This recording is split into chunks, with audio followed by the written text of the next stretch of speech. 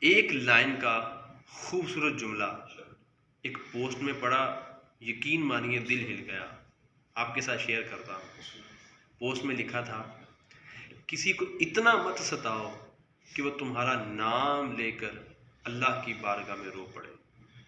عنایت اللہ قادری رحمۃ اللہ تعالی کے مزار پر حاضر ہوں۔ آپ سب کے لیے دعا گو ہوں کہ اللہ ہمیں ایسا بنائے کہ ہم کسی پہ ظلم کرنے والے نہ ہوں، کسی کی چیز چھیننے والے نہ ہوں، کسی کے ساتھ زیادتی کرنے والے نہ ہوں، ہم اچھے ہو جائیں۔ یہ میری آپ سب کے لیے اپنے لیے دعا ہے۔